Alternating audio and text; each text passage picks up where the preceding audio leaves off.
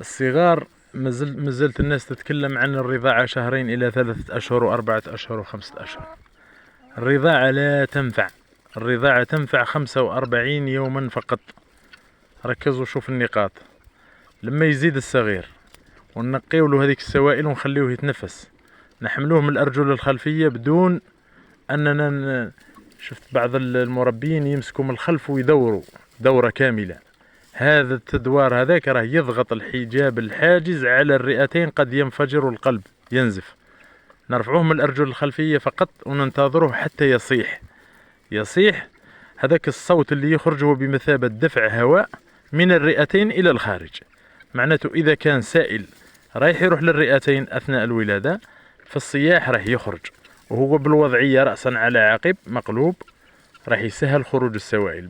متى صاح الجدي نفلته، نضعه في الأرض، نخليه الأم نتاعو تنقيه تنظفه جيدا. إذا كان الجو بارد نحن نساعدها بمنشفة باش ما يصابش بالزكام. نقدموه للضرع، نفتحوا الضرع قبل ما يفتحوا الجدي في مكان آمن مغلق، نحافظوا على التيارات الهوائية باه ما يتصابليش الضرع بالتحجر. نفتحوا الضرع، نتأكدوا أنه السرسوب سليم ما فيهش دماء ولا قيح ولا يعني يكون نظيف. نخليه الصغير تاعنا يتناول قليل منه، الباقي نحلبوه لأنه صعب الهضم وعادة يسبب التجبن في كرش الصغير وينفق. ينزل الحليب الثاني أقل تركيزا وفيه الأجسام المضادة نفسها يستفيد منها الجدي. في الساعات الأولى نلاحظوا الجدي نتاعنا يخرج الفضلات، هنا الجدي قد تجاوز مرحلة الخطر. تبقى الإفرازات في الأنثى لمدة لا تقل عن أسبوع، قد تستمر إلى 20 يوم. هذا شيء طبيعي، ومعناته الرحم راه يتقلص ويرجع لحجمه الطبيعي ويطرد في السوائل. معناته قد نجحت العملية والأم في أمان. الأم لما نوضعها في مكان مغلق لأن مناعتها ضعيفة نحافظوا عليها، والصغير تاعها نحافظوا عليه من الزكام. هذه تربية سليمة وشيء جيد، والمربي هنا راه في الطريق الصحيح. نخليه الصغير مع أمه مدة 15 يوما ليلا ونهارا. كاين شخص قال والتي تخرج إلى المرعى. يا صديقي، الأنثى الولود حديثة الولادة ليس من الواجب إخراجها للمرعى، قد تتعرض لتيارات هواء فتصاب بالتهاب في الرحم وتتوقف عن الولادة. الأنثى ولدت مناعتها منخفضة وكانت في مرحلة صعبة، من الأفضل أننا نحسن لها في العلاقة، يعني نعطوا لها علف أفضل ونخليوها كمية أكثر ونخليوها ترتاح على الأقل مدة 10 أيام. هي ترتاح، صغيرها يتناول حليب. علاش نخليو الجدي مع الأم 10 أيام الأولى ليلا ونهارا؟ لأن المعدة تاعو صغيرة وقد يحتاج تناول عدة وجبات في 24 ساعة، قد تصل الوجبات هذه إلى 10 وجبات. لذلك عزل الصغير قبل 10 أيام خطأ، قبل 15 يوما خطأ. لما يوصل 15 يوما يكون بدأ يتناول أعلافه ويستفيد منها. نعزل الصغير طول الليل، نقدم له نفس الأعلاف اللي مع الأم. تحسين العلاقة للصغار اللي عزلناهم يعرضهم إلى التسمم المعوي. أي عبث في العلف بشكل فجائي يسبب التسمم المعوي، والصغير مناعته أقل والتسمم تاعو يكون أسرع والنفوق يكون أكبر. لذلك نخليه نفس الأعلاف اللي تعود عليها هو مع الأم. في بداية هو في الأسبوع الأول يبدأ يشتم ويعطس، هنا راه يكون وتخلق بكتيريا في كرشه خاصة بهذاك العلف الموجود. نخليه نفس العلف ونعزلوه في الليل.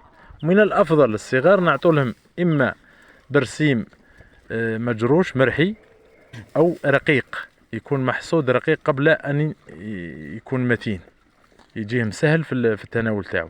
لماذا البرسيم وما نمدوش شعير مثلا أو نخالة بكثرة؟ لأن الشعير والنخالة ترفع الحموضة للجدي، نشوفوه يروح ياكل التراب، معناته راه كلا العلف وما كلاش العلاقة الخشنة، يرجع ياكل التراب لتعديل الحموضة نتاع البطن نتاعو. لذلك الصغار من الأفضل التبن المرحي نوفروه ويبقى دائما موجود من أجل الحفاظ على حموضة الصغار، لأن الحموضة تصبح قاتلة للصغار وتسبب لهم انتفاخات وموت فجائي. العبث في العلاقة يسبب لهم إسهالات. الإسهال إذا استمر مع الجدي أكثر من 3 أيام راح يدير له نكسة في النمو نتاعو، يخليه صغير، حجمه صغير، دائما إخوته أكبر منه حجما. ال45 يوم الأولى تلعب فارقا في حجم الجدي وسرعة النمو نتاعو. بعد ما نكون عزلناه في 15 يوما ليلا، في الصباح ما نخليوش الذرع ممتلئ ونقدمو الصغير، يعني ربما يتناول الكثير من الحليب يسبب له مشكل. نقوم بحلب الأمهات ثم نقدم الصغار للأمهات طول اليوم. لا بأس إذا كانوا يخرجوا للمرعى أن تخرج الصغار معهم، لكن الحذر مطلوب. إذا كان العزل في مكان دافئ في الصباح كان البرد، ممنوع خروج الصغار إلى البرد بتلك الطريقة. نبدأ نفتح في الأبواب بشكل تدريجي حتى نعودوهم على درجة الحرارة اللي في الخارج. مباشرة بعد ما الجداء نتاعي يشوفها ولات في الصباح نفتح الباب نوجدها سمينة وكرشها بطونها ممتلئة، تناولت العلف بشكل جيد، معناته الحجم نتاع الكرش نتاع الأعلاف راه يكبر، وحجم المنفحة الخاصة بالحليب راهي تصغر.